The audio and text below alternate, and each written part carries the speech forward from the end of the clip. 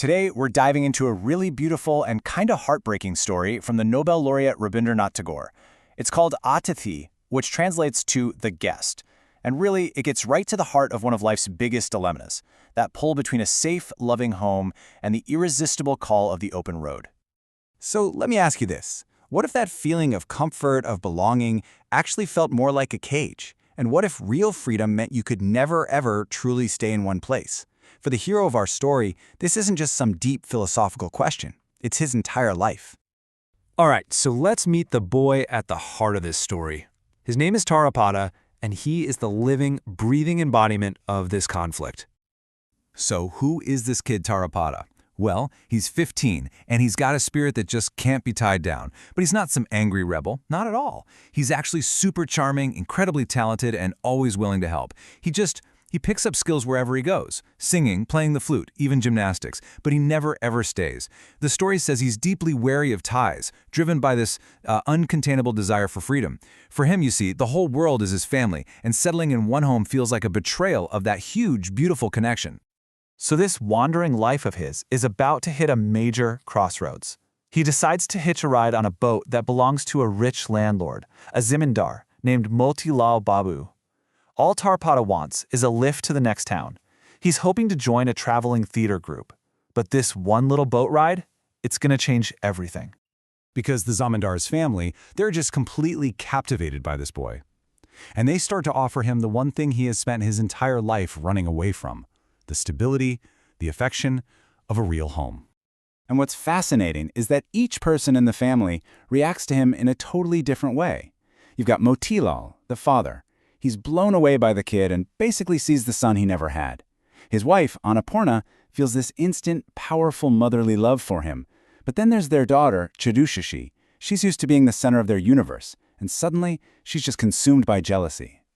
And this moment right here, it just perfectly captures why they're so drawn to him. One evening, he starts singing a religious story, and his talent is it's breathtaking. His voice doesn't just captivate the family, it enchants people in boats passing by. He has this magnetic quality that makes everyone want to just hold on to him and never let go. So yeah, almost everyone is charmed, everyone except Truhashi. As the only child, she is not used to sharing the spotlight, at all.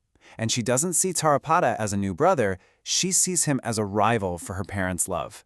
And that jealousy quickly spirals into something way more intense and way more possessive.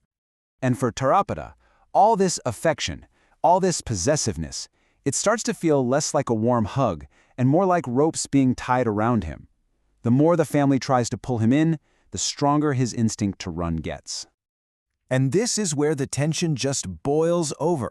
Charashashi finds out that Tarapada has been making friends with another girl in the village, and her possessiveness just explodes. As you can see from the text here, she storms into his room and, in a fit of absolute rage, smashes his beloved flute. I mean, look at this. It leaves the conflict bare. You just couldn't find two more opposite people. On one side, you've got Tarapada, detached, free, almost amused by her tantrums. And on the other, you've got Charushashi, possessive, jealous, demanding his attention, seeing him as her precious asset. They're like oil and water. So the parents, seeing how incredibly attached their daughter is, they come up with what they think is the perfect, foolproof solution: a marriage. They arrange the whole thing in secret, totally convinced that this is the one tie that Tarapada absolutely cannot break. But you just can't cage a wild bird, right? Just as the trap is being set, the call of the road comes back for him. One evening, Tarapada sees some boats heading off to a festival, and the sound of the music, the drums, the excitement, it just reawakens that deep, restless part of him. His wanderer's heart is stirred. And that very night, a massive storm hits. And trust me, this is not just a weather report. Tagore is doing something really clever here. The storm raging outside is a perfect mirror for the turmoil that's raging inside Tarapada as he makes his final, inevitable decision to leave.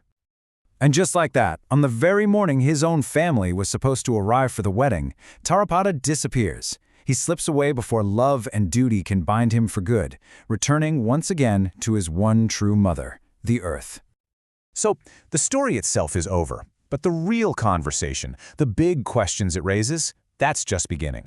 Let's unpack the deeper meaning behind Tarapada's escape and what Tagore was really exploring here. This story is just packed with these huge ideas. You've got that central battle between freedom and stability, of course, but there's also this idea about how fleeting human connections can be, and even a quiet critique of societal rules like arranged marriage. But above all, it's this timeless, perfect portrait of the eternal wanderer. In this quote, this really gets to the heart of who he is. Tarapada's departure isn't him being cruel or rejecting the family's love, it's an act of self-preservation. For a person like him, to stay would be to betray his own nature, to lose the very thing that makes him himself. That connection, not to one family, but to the entire world. Okay, now to really get this story, we've got to talk about its original title in Bengali, Atithi, because that one word holds the key to the entire philosophy of the story. See, in Indian culture, an Atithi isn't just any guest. It's someone who arrives without a set date, and you treat them with the utmost respect. But here's the crucial part. A guest is, by definition, supposed to leave. Their stay is temporary. It's transient. And that's it right there. That's exactly who Tarapada was. The family made the mistake of trying to turn a guest into a permanent son-in-law. But his very essence was to be a guest. He was never home. He was only ever just passing through their lives. And you have to remember, when this was published way back in 1895, this was a pretty radical idea. It was questioning these rigid duties to family and society long before that was a common thing to do. And that's why today, it's still such a powerful story about that universal human desire for freedom. Which leaves us with this final, lingering question. Tarapada chooses absolute, total freedom. But the price he pays is a life without roots, a life without any lasting connection. So what do you think?